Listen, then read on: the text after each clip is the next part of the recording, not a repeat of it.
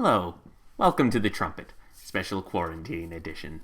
As always, I'm your host, Robert Jean Pellecchio. Just wanted to do an intro to this episode since this is kind of a special deal. If you are listening to this episode, this may not sound any different to you, but if you are seeing me right now, if you're watching on Facebook or our website, elephantroomproductions.com, or our YouTube page, you will see that this is our very first visual episode of The Trumpet. I'm very, very excited to present this. This was a lot of fun to figure out, to put together. This is a discussion episode, one I've been wanting to do for a while. I wanted to do this special little intro, though, to just basically say, as this is our first foray into the visual medium with this show, there are a couple technical hiccups that and by we, I mean me, and I am learning through. There are a couple audio sync issues with my guests' video and audio. There are a couple sound issues with the intro and outro music that I was having trouble working around. Hopefully you will be hearing a better quality version of that when I stop talking. But I just wanted to give you a heads up that this is a new, exciting thing we are trying, and as I figure it out, I hope to do many, many more of these in the future. Thank you, as always, for listening, and thank you for those of you who are watching The Trumpet, and please stay safe, stay indoors, and enjoy this special visual episode of The Trumpet with my guests Emily McClain, Christy Wyatt, and Lee Lewis.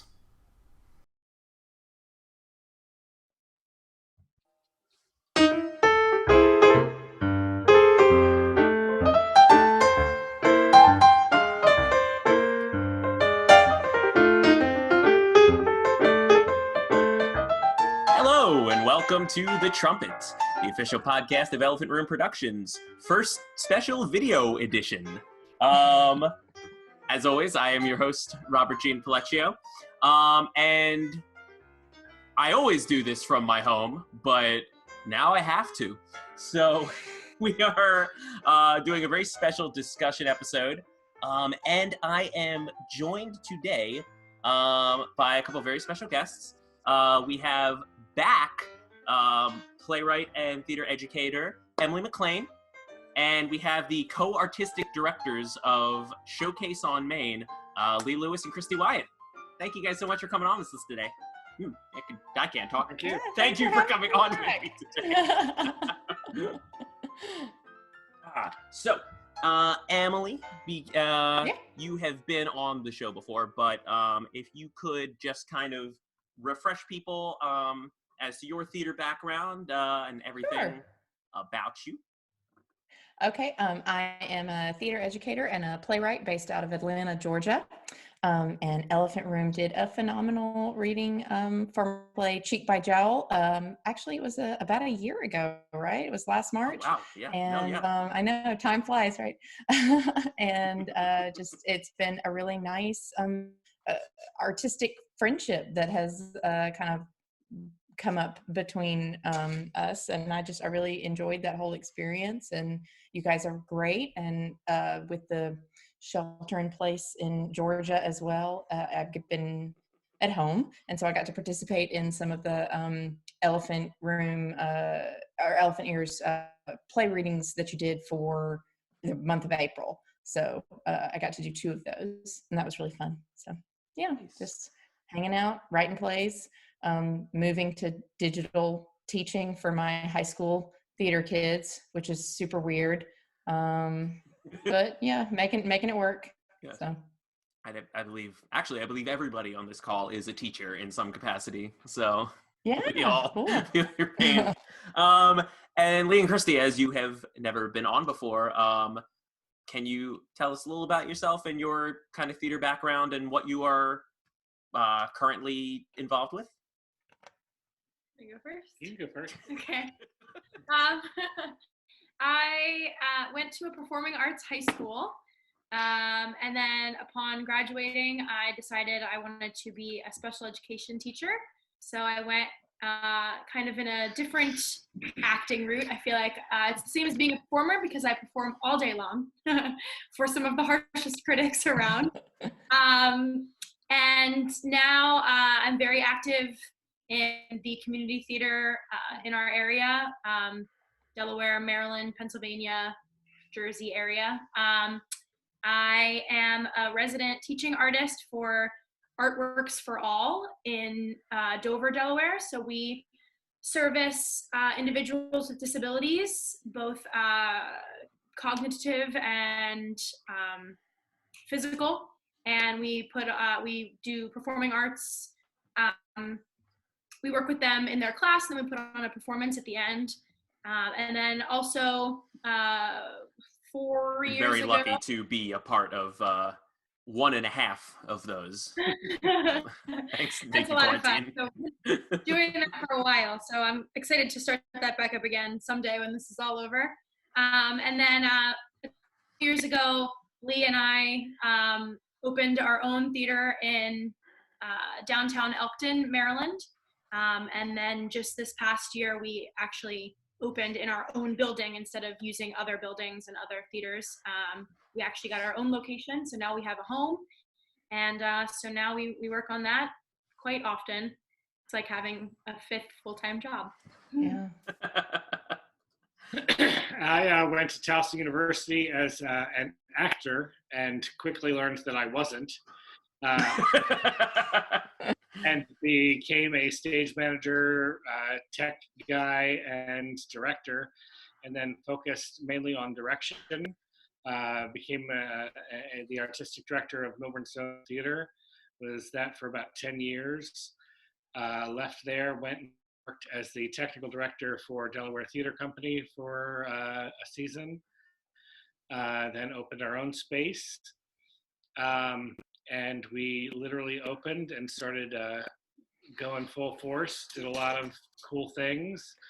And then within 6 months got closed from the COVID. And this background noise. It sounds like we have an extra guest joining us. That's Sullivan. He's a theater dog. Yeah. Hoping his dream role is Toto in the Wizard of Oz. That's okay. I just realized one of the cats is put away, but the other isn't. So if he makes an appearance, we'll see. I'm sorry, Lee. Go ahead. Sully will be a reoccurring guest. No, just we really started finally hitting our stride.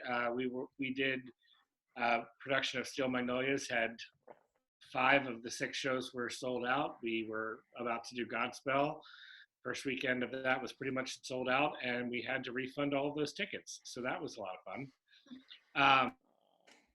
And here we are now. So we're all trying to figure out this crazy new world together with doing things online and figuring out how we're gonna go forward. And that's the main point of discussion today. We have done a couple of these discussion episodes in the past, and they've been a lot of fun. And a topic that has always been very near and dear to my heart is the topic of streaming / recording for preservation purposes theater. And fun fact, I was always planning on doing this episode. Time just kept getting away from me, but I feel like there are a lot of great pros, a lot of good con arguments too, but there's a lot of healthy, meaty discussion to be had about the good and the bad of live streaming and recording theater. Then the world just stopped. So I think there's no more appropriate discussion topic than this now, because at the time being, it's kind of unfairly skewed, but I feel like a lot of the con arguments have gone away, whether temporarily or not. So just to jump into it, I'll go into some specific examples, but whoever wants to jump in first, just what is your general take on recorded theater versus live theater, and what are, for you, the pros and cons? Well, for me, I have actually never been a fan of recorded theater. I kind of feel like that's not what theater is. Theater in its essence is a live medium. I get the pros of archival footage, archival productions. I certainly have taken advantage of Lincoln Center's archival library. But I think that as someone who is going to watch theater, a video of a live production cannot compare to the actual experience of seeing something live. That said, I actually just had a conversation tonight with a friend who said, those folks that are in like the Midwest that can't get to New York, can't get to LA to see a live show, is it not a benefit for them to see a video of, say, Into the Woods? That's a great sort of exemplar of a video show. And that is, if something can introduce somebody to theater, and that's the only thing that they have, then that's great. But you can't replace that feeling of a live show. No, I agree. Yeah. Emily? I think it's always going to be in terms of supplemental too, right? Because it's the core of what we do, that connection and relationship that the performer has with the audience that's truly there in the room. It's what makes theater different from film, because the things that film has as an advantage over theater is its ability to be mass produced and widely distributed, right? So anyone, whether you're in the Midwest, whether you're in a little, bumble town in nowhere, Georgia, you can watch the same movie, you can experience the same story and be a part of that. And I do think that theater could benefit from something that is kind of a hybrid, with the understanding that it's never going to replace that essential thing. It's going to be this stepping stone towards bringing those people into the theater, right? Because that's, as an art form, our audience base is graying a little bit. And so I think that has to be a consideration too, that how do we reach younger generation of audience, and how do we draw them in and get them in the habit of buying a ticket to a physical theater space where they're in the room with us. Yeah. And what about you, Christy? Any thoughts on pros and cons? Yeah, I guess this would be from a somewhat performer standpoint.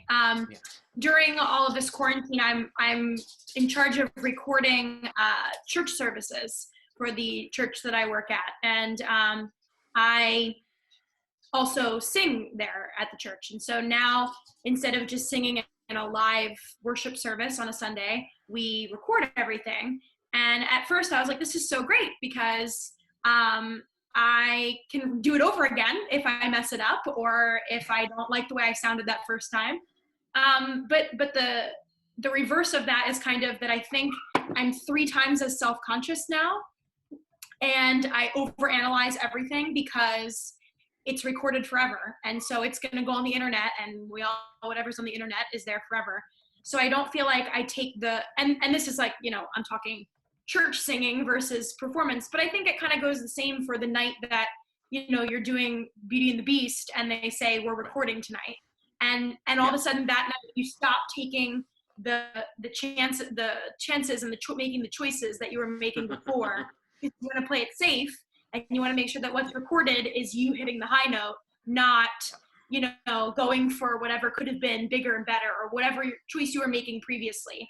And I feel like you get in your head, and that could just be a personal thing, but I think definitely. No, to me, to this day, I am haunted by the day that I got the words for Javert's suicide wrong, and that was the night that they filmed that. Yeah, and you.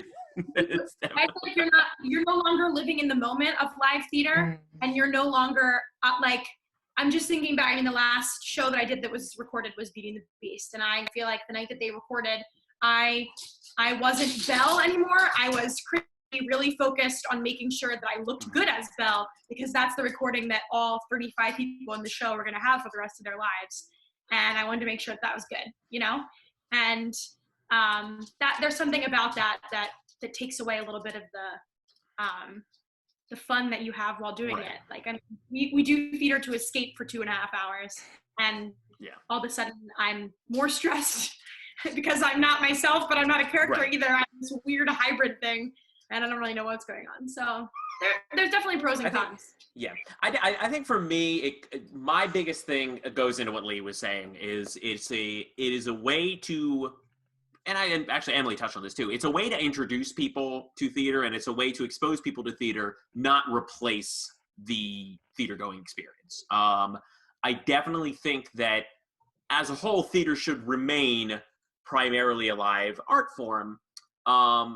However, Into the Woods is a perfect example. I think a lot of us grew up on the original cast being preserved. And for me, that is my biggest takeaway of recording. I also theater. want to say I think that is probably one of the best versions of any show that has been preserved.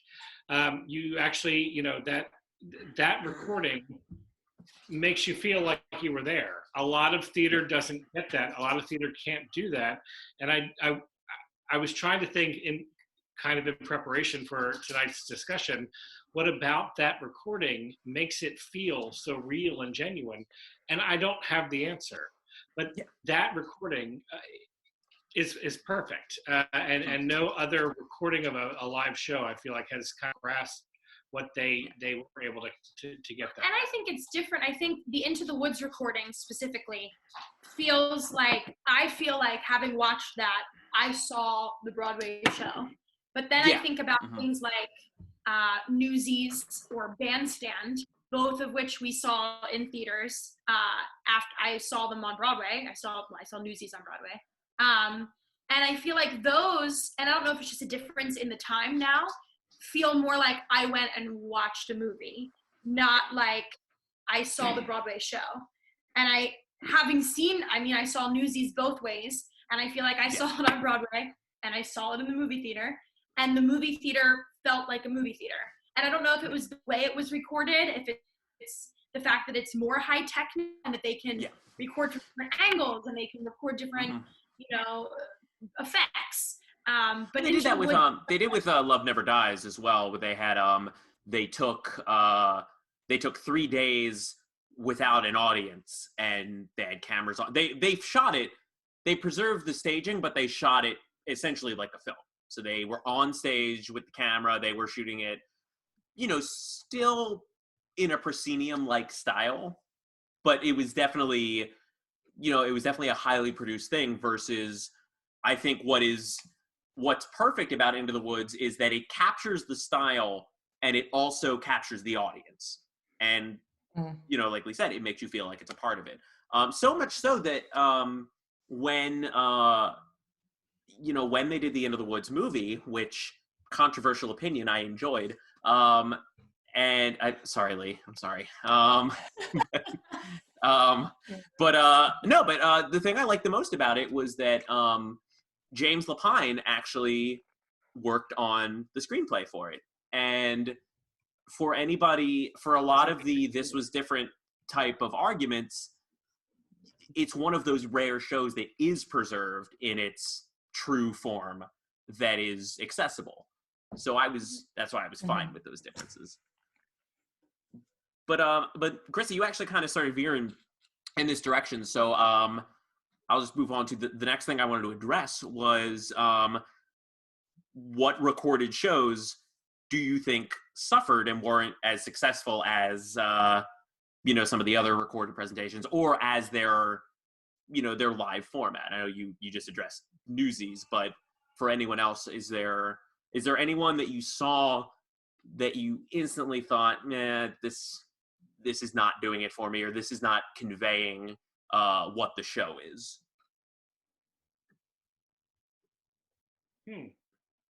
I was going to say, my other example in my mind anyway, The Man Who Came to Dinner with Nathan Lane and Jean Smart. There is a recording of that play when it was on Broadway, and it's delightful. And you really do have a sense of being in the theater, in the audience at the same time. I saw, it wasn't, it was a West End production.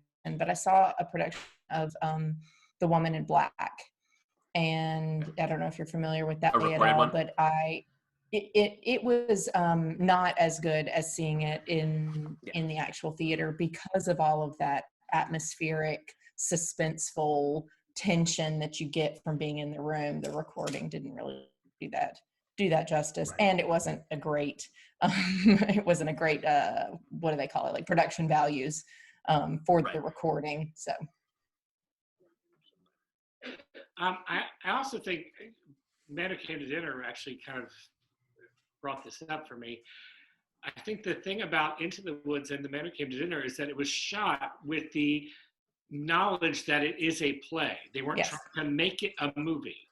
They captured it. Yeah. They really got the widescreen of the full stage, and both of those shows did that really well. I mean, The Man Who Came to Dinner, that was a fantastic recording of that production.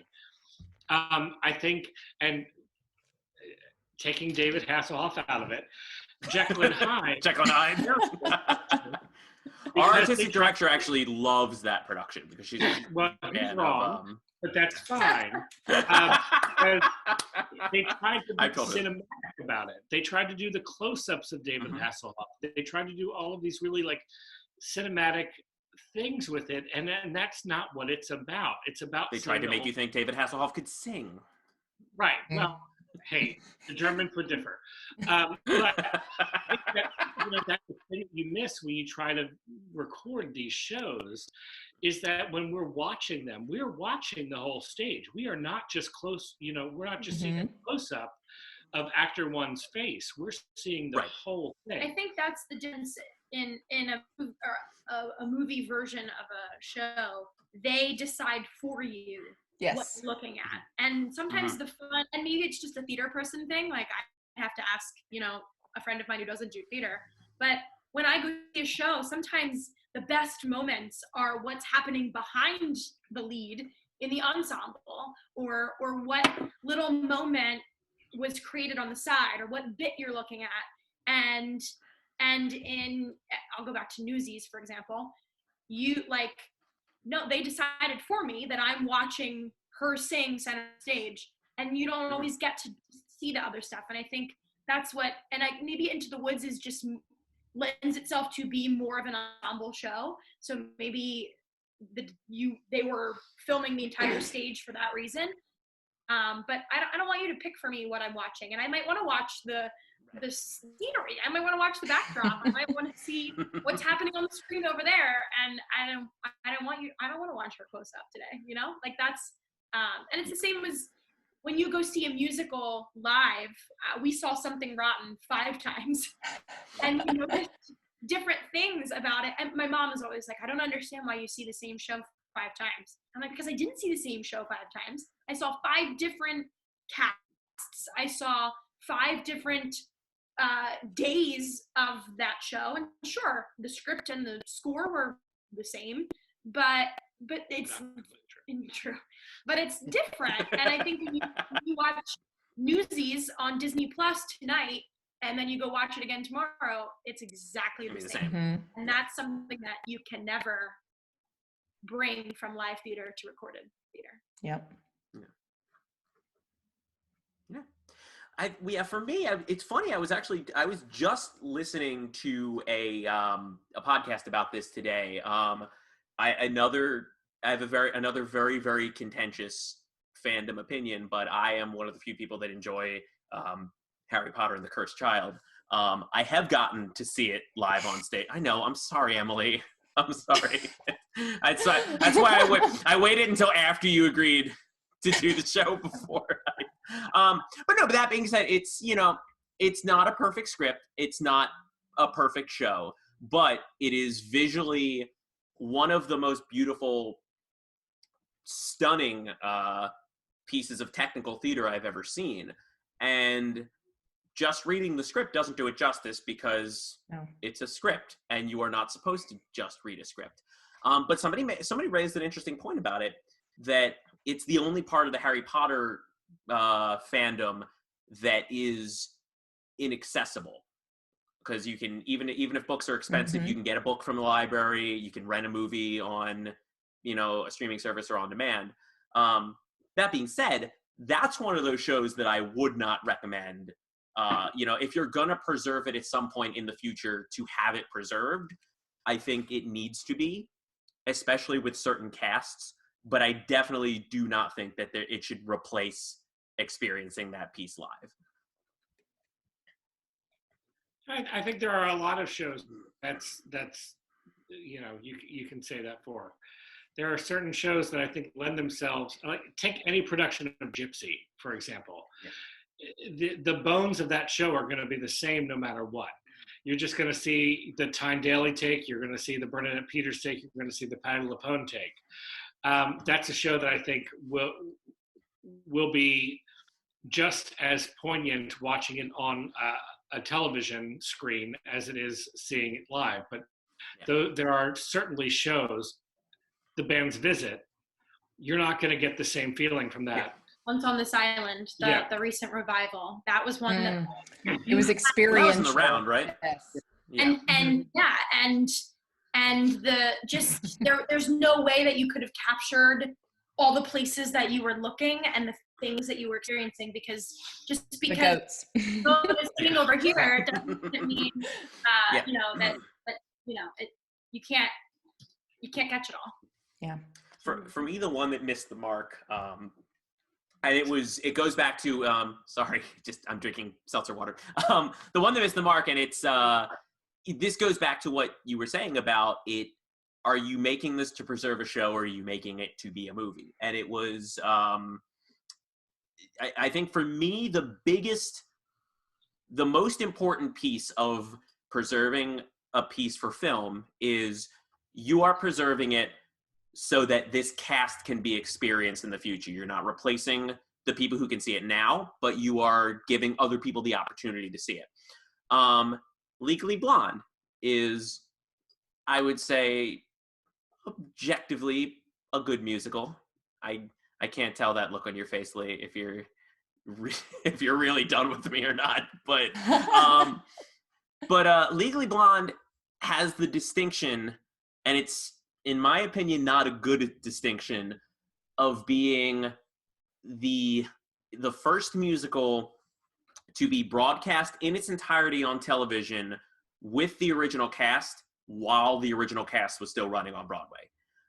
I don't know that that's a point of note for it, because they also did it for an MTV audience. So it's cut in, with the interstitials for commercial where like, so is Elle gonna pick her boyfriend at the end, or is she gonna tell him to go? Tune in next. And like, it became more of a spectacle and less, I mean, it's a campy show, arguably, but God, I'm killing you, Lee. I'm sorry. Well, no, and I hate to. He secretly loves Legally Blonde. I do like. I do. I love it. I really love it. Actually, for a musical, it's actually built quite well. But what I will say is that the issue that I have with that is that I don't think musicals that are currently on Broadway should be live for the masses. Correct. I'm totally fine with, after they're off Broadway, becoming a videoed thing that people can see, can be like what they're planning to do with Hamilton. Right, 100%. Yeah. Oh yeah. But once it's on Broadway, I think that's something special that you need to, it's. I don't want to say that that's my church and you should, respect it, but kind of that's my church and you should respect it. No, I agree. On Broadway, it's live. Let it be there. Let it be a live thing that you experience, not something that you watch and you see a commercial for toilet paper in the middle of. And that's what Legally Blonde did. Legally Blonde, while great, and while it did bring theater to a group that would not normally theater, it also commercialized it to a place where I'm not really comfortable with. And that whole, like, who's going to be the next Elle Woods? I'm not okay with that. That launched a whole trend of like reality show casting things. There was a very unsuccessful Grease one. to their credit, Robert, you are the one that I want. So. Oh, well, you are. What is Andrew Lloyd Webber's company? Is it really useful? Really useful. Yeah. They did something for Jesus Christ Superstar and for Wizard of Oz of the same caliber. The difference there was they were still the casting directors. So it's like you got to watch these auditions, but it wasn't like the Grease one they were voting on. Yeah, like, it was like American Idol. It was even worse than that. It was freaking The Bachelor. You got a rose and you became Elle Woods. I mean, it was bad. It's bad. It's not good. It just kind of bastardized theater, and there are a lot of people that I feel like take it seriously, and this kind of made it a joke, and I wasn't good with that. I do want to. I totally am on board and agree with what you're saying. I do think, though, that just you have to acknowledge that there are geographic and economic barriers to experiencing things on Broadway. Like I'm very fortunate. I'm able to make a trip. I got to see Hadestown. I got to see Beetlejuice. I got to see Hamilton. Like I have the means and the freedom in the summer to be able to do that. But that is not something that's necessarily very easy for people who are not in that geographic, part of the world. So there could be a consideration. I think having it while it's still on Broadway is detrimental. I think that does, as you said, a little bit, it does cheapen the experience. But I also think that having a good, high quality recording with a live audience, or maybe over the course of several nights, and then editing that together to have that experience for people who are, the young kid who loves theater, who stays up and watches the Tonys every year, and who, is just this devotee, but will never be able to make it and actually see it on Broadway. I think that is a consideration. Yeah, it goes back to that old adage I had read once. It's not a perfect argument, but it's the argument that, broadcasting sports events do not prevent people from going to see them. Nobody who has access to a football game or a baseball game and has the opportunity to see it live is going to say, well, I mean, I can stay home. It just, again, it enhances if you live in California and there's a game in, Philadelphia, you're not breaking your bank to go see that necessarily. Yeah. I think too. Sorry, go ahead. No, well, I was just going to say that they're gonna, would you rather them experience it with a live and a quality recording, or watching somebody's crappy bootleg that they made while the usher their back was turned? That's what, yeah. There's that consideration too, that people are going to be jerks and make a little, bootleg TikTok or whatever of Lin-Manuel Miranda and. Or what is his name? Alex Brightman. Like he called him out in the, I mean, Beetlejuice can do that a little bit easier maybe than. Or the famous Patty, stop taking pictures. There are also, 16 football games a year.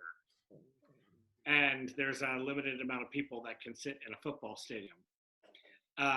And, there are 8 shows a week and, 1,500 seats as opposed to 8,000 seats in a stadium.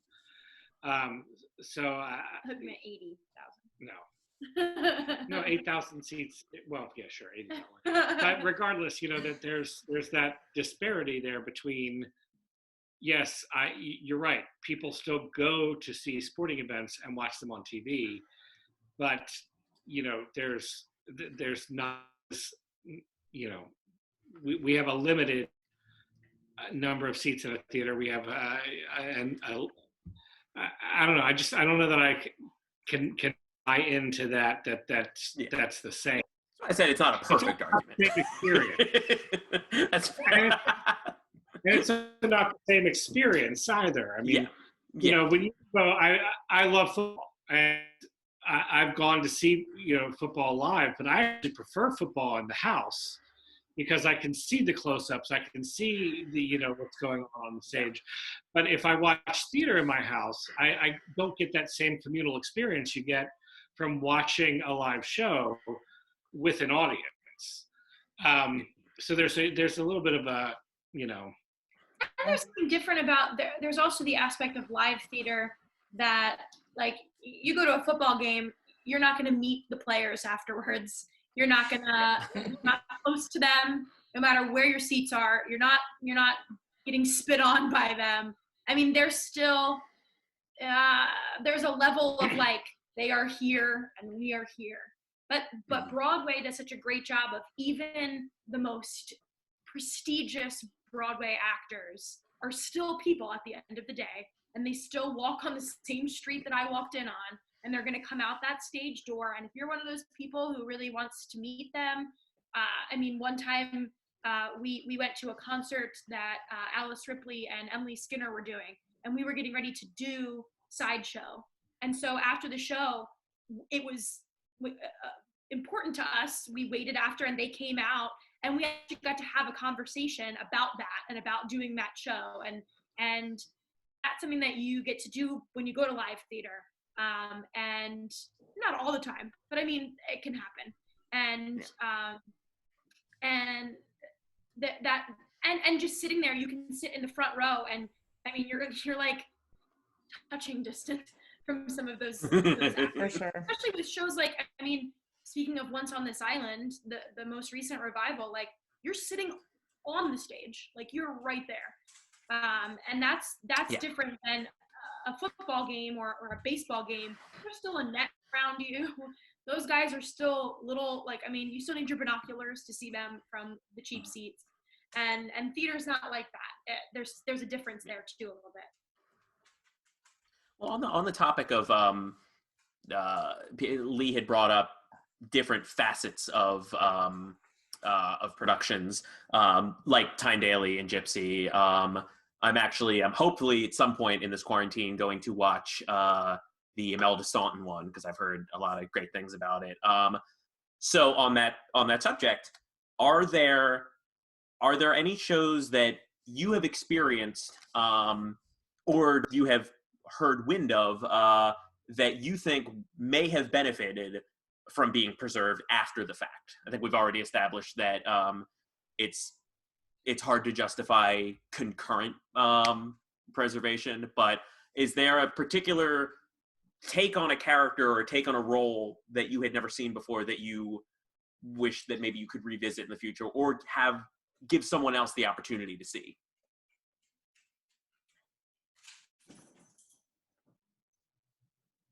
Who's going to talk first? I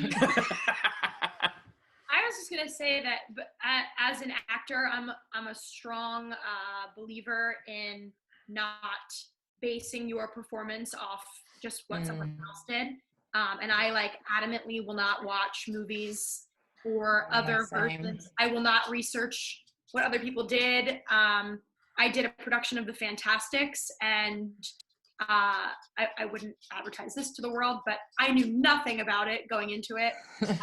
I had not read the script. Somebody was like, "You should audition for that," and I was like, "Okay." But it ended up being such a phenomenal experience, and I feel like it's one of the best things that I ever did, because I had no preconceived notions of what it should be. I had no one sitting around at school telling me like, "Oh, well, this person sang it this way." Nobody knew The Fantastics. They were like, "Oh, you do you." So like, it's a very unique show. Yeah, and I think there's something to be said about I think it'd be great to record every Broadway show and be able to see it years from now, or things that I missed that were a limited run and I didn't get to see. I'd love to watch that, but then it becomes like, you're watching it for the right reasons, and I don't think watching someone's take on Mama Rose because I'm about to play Mama Rose is necessarily why that should, you know what I mean? I know it's a very different question. Right. Asking, but but if you think about people, think about these national treasures, like Angela Lansbury and that kind of thing. Like how, and I mean the one that I'm thinking of anyway is just a concert version of Sweeney Todd. There may be a film version of one of the runs of the play, but the one that I'm thinking of with Lynn Carew and Angela Lansbury or Patti LuPone, concert version. And I just think how nice it would have been to have that performance, but to get to see Angela Lansbury in that role as well, you know, like it's gone. And I mean, it is the beautiful, bittersweet thing about theater, right? It exists only in the moment. And there's something very magical about that, but there's also something very tragic, because one of these days we're going to wake up and Angela Lansbury is not going to be here anymore. Stop. Nope. No. I'm sorry, Robert. I know. We're not. Too much truth. But for last 4 roles because I'm afraid of that. Like literally, I'm like, I saw her in Live Spirit. I'm like, this is going to be a last. Oh, Live Spirit. Yeah. And then she's up again, and something else. Like, damn it, I've got to see that now. And I'm sure. I mean, you can speak to this as an educator, Emily. But I think there's. I only studied theater on a high school level, but we would sit in our musical theater class and watch videos of those famous people that we were learning about, and those Tony Award winners that maybe our generation isn't super familiar with. And I think as a teacher, 20 years from now, that's going to be Angela Lansbury, and that's going to be the Patti LuPones who aren't maybe doing stuff anymore or aren't around anymore. And what are you going to show? Will it still be important? Will you still want to show their take on things and how influential they were to theater? Yeah, probably. So, I mean, you're going to want recordings of that. For sure. And again, it's like that archival nature of things too. And just this way that we can celebrate this person and their legacy and their lasting impact on theater. You know, somebody, I mean, seriously thinking about the Patti LuPones and the Angela Lansburys of the world. It's like, that's something that future generations need to be able to have access to, and not necessarily from like you're playing this role, you must do it this way, this is the correct way. No, not to say that at all, but just to celebrate what this person brought to the role. You know, all of the different guys that have been Bobby over the years, right? Like everyone is a little different. And it's, you know, just so interesting to see that particular role evolve over time. I think it's interesting too. Sorry, go ahead. No, I was just going to say, I saw a production of David Mamet's Race. I had no idea what I was going into. I was doing it as, I got a free ticket, I think. And I went, and it was David Alan Grier and Kerry Washington. And it was one of the most amazing pieces of theater I think I've ever seen. And I would love to be able to watch that again. And that to me is a show that if I had an opportunity to watch on television, I 100% would. Yeah. But I don't know, because I know that they're like Dennis Haysbert and Eddie Izzard and there are all these people that came in afterwards. But I would love to just see that cast do that show again, because I sat there with literally my jaw on the floor for 2.5 hours, because it was a masterclass in acting. There were 4 actors, and they were just all amazing. And I mean, I missed half the show because it was just, I was just going from scene to scene with what they were doing. And I would love to be able to relive that and see that show again. But I think that some of the plays that are on Broadway also, don't get enough credit, that they also going to be able to be replicated. So you're not going to be able to see, I mean, we saw James Earl Jones, Cicely Tyson in the Gin Game. When is that ever going to happen again? So there are certainly things to be said about preserving the fact that these two titans, not titans of theater, but titans of acting in general, were on stage together in probably one of the greatest plays of the 20th century. And it was one of those, 6 weeks only? Yeah, limited run kind of thing, yeah. So, and then that brings up the point of like people who don't live here. I mean, you are saying you are fortunate that you can come here and you can see a bunch of shows, but your 5 shows in a Broadway year is different than our 5 shows in a Broadway year, because ours could be at the drop of a hat. We live 6 hours away, and we have a free Tuesday night. Let's go see a show. No, never. I chose in 1 week because that's the time I flew here for. And so that's also very different. Like, we are fortunate that we can drop everything and see some of those limited runs, but some of those are the best things, and even we don't get to see them. And if we don't see them 2 hours away, I can't imagine that the other half of the country is seeing them, you know? So things like that. And it's hard because unlike a sporting event, like, okay, you know, you're excited to see the Eagles play a team in California, and they are, and you fly out Christy, there. you and I are in the same boat. I don't know anything about sports. Yeah, but, I don't know football. I can soccer all day, but I can't talk football. I just know if you catch the snitch, you win the game for some reason. There you go. I only know about one sport. It's a bad one. Broadway has such a there's a lot of limited things that happen. I mean, the Tony Awards. I'm never going to be able to go to that. That's one night. It's sold out from now till ever, and that's never going to happen for me. And so, thank goodness it's something that is recorded and we can enjoy from home, because, you know, there's not, sometimes it's just not possible. Yeah. So going back to the Newsies example, because we're seeing a lot of we're seeing a lot more of this showing plays and showing musicals in theaters. And Emily actually just reminded me by saying Angela Lansbury that Into the Woods is not the only Sondheim preservation in that style. They did Sweeney Todd. I believe there's a Sunday in the Park with George that are done very much in the same style, where, you know, it's not about making a movie out of a show. It's about preserving the theater experience on film. So with that in mind, are there any movie musicals that you think maybe would have benefited from being done in that style, assuming that, you know, like we established with Into the Woods, it captures the essence of it being a show versus let's film this like a movie? Well, I mean, Sweeney Todd, the movie version of Sweeney Todd is not great. Regrettable, I think. It happened. And I think you know we are lucky.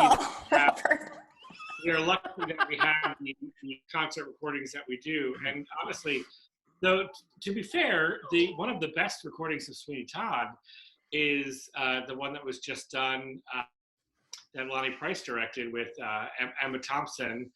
Is that one preserved? It's I think it was at Lincoln Center, and it was supposed to be a concert, but ended up being fully staged. It's great. Who plays Sweeney in that one? Was that Norm Lewis? No. God. No, he did literally a little bake shop in like. Oh. Right. I heard about that. It was like an immersive one. Yeah, it was great. Terrifying. I can't. Pretty sure he's gonna behead me. Bryn Trifle, is that his name? I can't. He's an opera singer. Was the guy that was Sweeney. Oh my God, Sully! Hi. But Audra McDonald was the beggar woman. But I think that the movie version of Sweeney was, to me, Sweeney is about the ensemble. The ensemble is hugely important in that. And Les Mis is another, sort of bastardization of musicals, because, you know, Sweeney Todd, Les Mis, the ensemble is really what propels the show forward, and they kind of just ignored that. I think I could forgive almost under the guise of it's a film, I can forgive a lot of the Sweeney Todd things, except for the fact that Tim Burton, who I do like in other mediums, the one thing about that movie that I just cannot let go is that Tim Burton did not understand that A Little Priest is funny. Fair. And I think that's the biggest. I think there are a lot of things that changed because, like we were saying, they were doing a movie, they weren't doing a show, and they were trying to. And they were working with actors who were trained to do that. Those types of roles. Right. They were working with actors who said they would never do musicals. So, Yeah. Right. And I think it's so interesting that, if you look back in history, you have all these great movie musicals, the whole, Mickey and Judy days, where they really took time to present a musical as a musical to an audience. They didn't try to hide behind modern day production value. They literally, put up a show in a barn and filmed it. And if we could get back to that, I think that theater people in general would really appreciate that, because a lot of what we do is to be seen as a whole. It's not to be seen clip to clip to clip. And that to me is what a lot of these new versions. So you're really going more for like what are the directing techniques in the filming of the musical? Like, are you doing the long Capture the entire choreographed number as a whole, and it's you don't try and like zero in on just one or two characters, but right. My Fair Lady's like 3 hours, right? Oh yes. We are fortunate. We go to the Stratford Festival in Canada every summer, and we stay for a week and we see, 6 shows, and it's amazing. And I went one year that Lee didn't go, and I saw. I don't even like Shakespeare all that much, but the most amazing production of Coriolanus ever to be done. And what made it so cool was the direction and the set design, and how it was a play on stage that I think the directing technique was to make it look like a movie, but with the emphasis still being on it's a stage play. That doesn't make sense unless you saw it, I guess. But they essentially. So like as a production concept, they were filming a movie? No, but the way that things were set up, so scenes took place in almost these little cubicles. Okay. And they would literally shrink into a person's face at the end, or it would literally slide. That's over. bananas. And it was so. And then at one point they were the doors, and it would open up. Like, it was incredible to watch. And I'm glad that they filmed it, because they just announced that they're gonna release it live online to watch for the next month. Nice. But They did. I think that goes into stage. Yeah. Wait, what was it? And what? They did a car chase on stage. It was so. I can't remember enough. That's awesome. No, yeah, I'm totally gonna check that out. What I assume they did in recording it is that they still recorded it as a stage production, because what made it so phenomenal was not that it was looked like cinematic. a movie, right? And that you are watching it happen live with those effects. Like, you still need to watch it from back here. I don't want the camera to zoom in on the guy's face, because they did that on stage themselves. Yeah. So they made it a movie already. Don't make it a movie. That's very cool. Don't call it coming. No. Yeah, it was so cool. I can't recommend it enough. It was very, very interesting. Well, I guess, oh my God, Sullivan, I kind of want to grab Albus, but he will not be as docile. And I going back to your last question real quick, I think shows that do well as movie musicals are some of the ones that started out that way. Like, I think, it was a little easier for me to believe The Sound of Music live, because what is so famous about The Sound of Music is Julie Andrews in the movie. You know, like, it was already presented to us that way, and it was already. I know that. Yes, sure. I mean, The Wizard of Oz is a play and a movie musical, but it's easier for us now, to buy. In fairness, it is the stage version is adapted from the film versus it being the other way around. But I think it's easier to believe those movie musicals because that was the famous way. Maybe it's just me growing up, but that was the Sound of Music was presented to me with Julie Andrews spinning on a mountain. For all of those golden age of Broadway ones. Yeah, for sure. The film is this iconic statement. I mean, King and I, Oklahoma, like all of those. You probably experienced it as a film first. Sure. And I think, but I also think that some of the more recent ones, the Sweeney Todds and the Les Mis, the Les Mis, I didn't love Les Mis. It was, oh my gosh, that's the cutest pillow in the world. Oh, thank you. I didn't have myself on screen when you said that, but it was given to me by my student. Sean and I directed Guys and Dolls recently, and it was this almost brought me to tears because I told all the students on like one of the first days that that Bushel and a Peck is something my grandfather would sing all the time. Still does, I think, but that song was very special to me. So I was having a particularly bad tech week for that show. That was the that was I think Lee and I have talked about this, but that was the one. I don't necessarily want to go on record for this, but I usually have a rule in education, which is in terms of like how I can swear around children. If you can say it in a DreamWorks movie, it's appropriate enough to say to children. And I went slightly beyond Shrek that week. It was. I'm sorry. We've all been there. All been. Yes.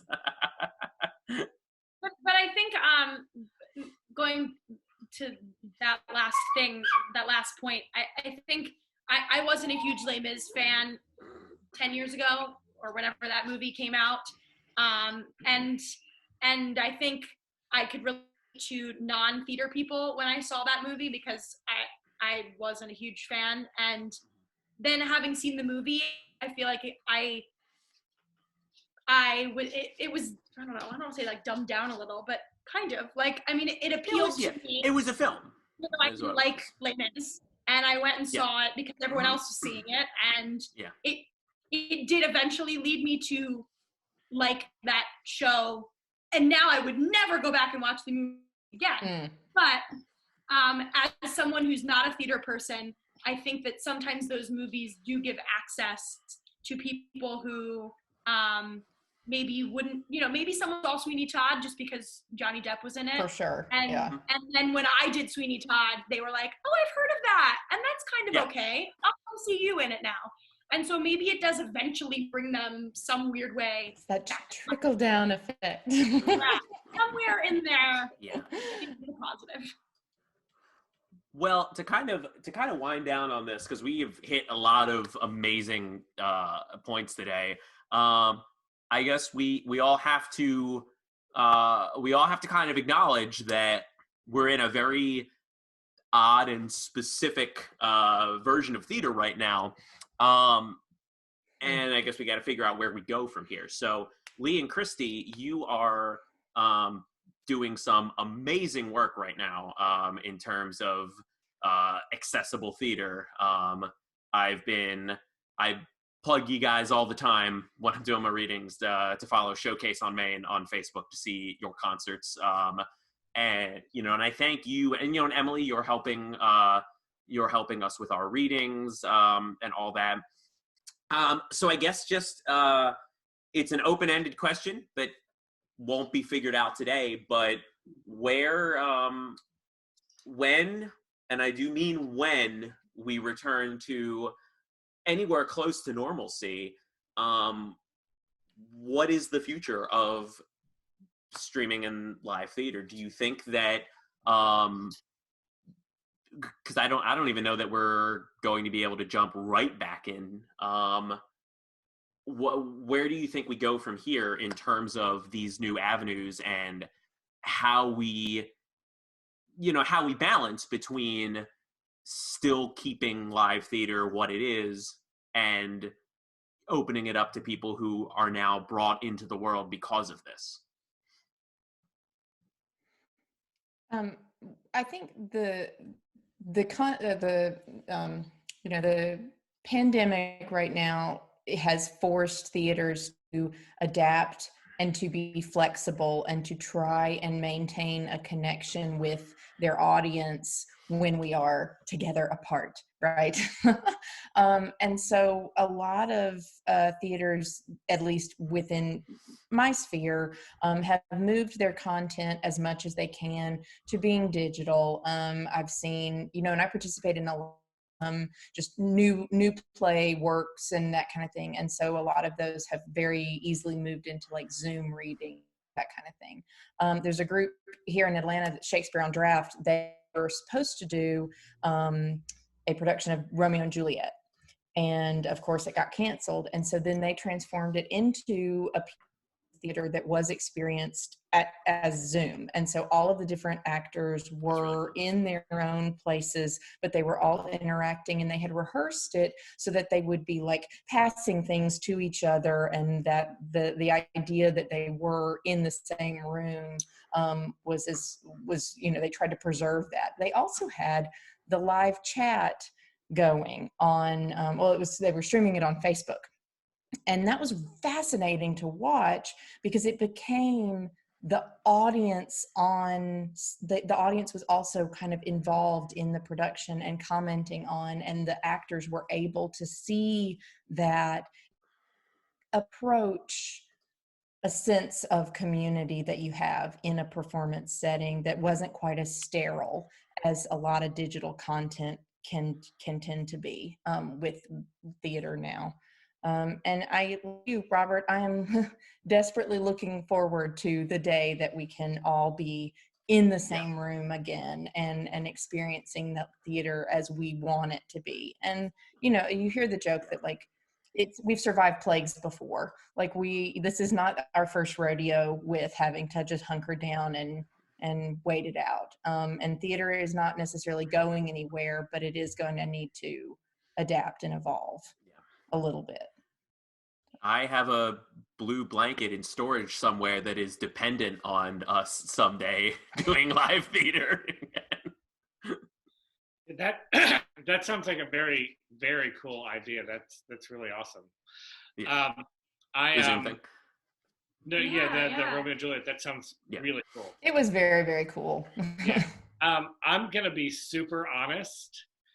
I really hope we get back to normal, because this is so much more work than Yes, God, yes. We're taking a off from doing anything Showcase on Main this week, because I need a break. It's so much more planning. It's so much more logistics. Because it's making sure time, that you rehearse with one person and one time. You have to sound check everyone visually. It's not just one sound check. It's a pain in the ass. I don't know. Pain in the No, arse. you're fine. No, you're fine. You're fine. I mean, for me, I know that the show I mentioned right at the top of this, I'm in a production of Beauty and the Beast, that we are going to meet once we're allowed to meet again. It's going to be amazing, because we're going to have so much more time to put this thing together and make it tight, really make it work. But for now, we're trying to, I know we're going to start doing Zoom meetings soon. And I can only imagine the cacophony of sound that's going to come trying to sync up music rehearsals when everyone has a different internet connection. I've tried that for now 2 different rehearsals. It doesn't work. It's just Zoom isn't there yet. And thank God we have Zoom. Thank God we have StreamYard, FaceTime, and all of these things where we can do things like this together. But the technology just isn't there yet. There's sound lags. There's different internet speeds. There's all of these things. And the technology. I was watching some of the Sondheim concert today, and it was like, there were some amazing. Yeah, there were some beautiful. Well, I mean, thankfully, I was watching the.